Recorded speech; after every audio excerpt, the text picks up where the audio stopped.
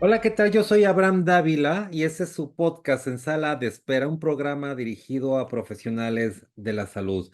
Nuevamente, el tema del dolo eventual en una atención médica. Estoy francamente eh, con una emoción indescriptible cuando nuevamente, ahora un tribunal colegiado de apelación, sí, perteneciente al Poder Judicial de la Federación, al resolver un toca de apelación, establece que la atención médica es dolosa, eventualmente, pero es dolosa.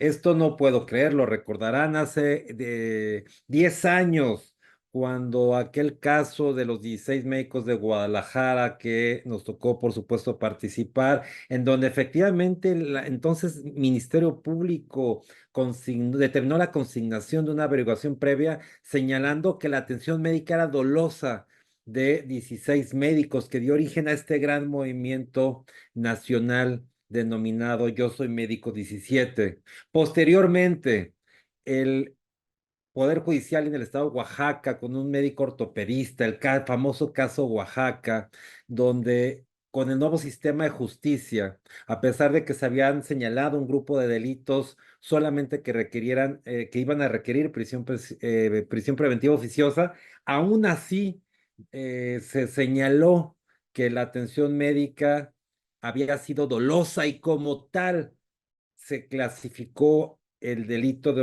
homicidio eh, doloso, así clasificaron una atención médica. Eso evidentemente no ocurre.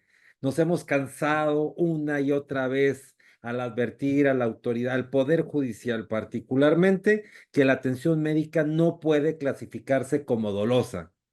Nuevamente, el día de hoy amanezco con la noticia de un caso, y lo tendré que decir, en el estado de Sinaloa, en la ciudad de Culiacán, en donde un tribunal colegiado de apelación en este circuito contempla, después de haber determinado con el anterior sistema de justicia la libertad por falta de elementos para procesar en la resolución del término constitucional, en apelación presentada por el Ministerio Público, determina este tribunal colegiado de apelación que existe dolo eventual en la atención médica y por tal sujeta a proceso a un grupo de médicos.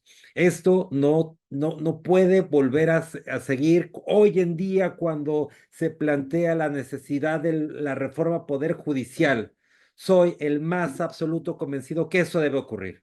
No es un caso, no son dos casos, no son tres casos, son múltiples casos en los últimos 10 o 12 años, en donde para presionar a la comunidad médica, para presionar al médico a que pague, se tiene que modificar una imparcialidad. No existe la imparcialidad. Pareciera que bastara tener una relación con algún funcionario del Poder Judicial Federal para que se establezca una modificación de criterio para contemplar que la atención médica es dolosa. Díganme en qué parte del mundo un médico tendrá el dolo para atender, para causarle un daño a sus pacientes. Eso va en contra de la naturaleza misma del acto médico. Ahora bien, si se justificara que podría ser un demente que quisiera causarle un daño a su paciente, pues eso tendrá que probarse, no presumirse, porque no es la naturaleza misma de la atención médica.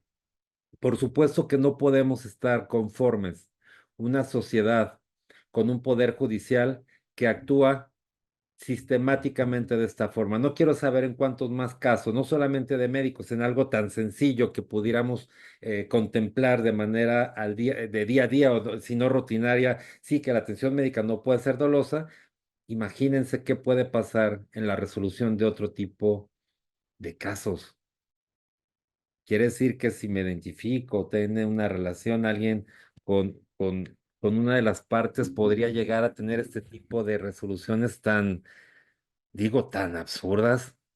El juez de distrito en aquel momento decretó la libertad por no acreditarse este tipo de elementos, y un tribunal colegiado de apelación contempla. hoy en día la atención médica es dolosa. Nuevamente, nuevamente insatisfecho por lo que está pasando y muy de acuerdo con una reforma judicial necesaria en nuestro país, en donde nunca más, y lo hemos reiterado, no en un caso, en múltiples casos, hemos ido al Congreso, hemos peleado en un lugar, peleado en otro, para que se siga considerando la atención médica indebidamente como dolosa. Sin duda, hago un llamado muy serio al Poder Judicial y más actualmente, como se va a presentar la reforma al Poder Judicial, que es necesaria absolutamente para que el Poder Ejecutivo, el Poder Legislativo y el Poder Judicial presenten los mejores currículums congruentes para que este tipo de cosas nunca más vuelvan a presentarse.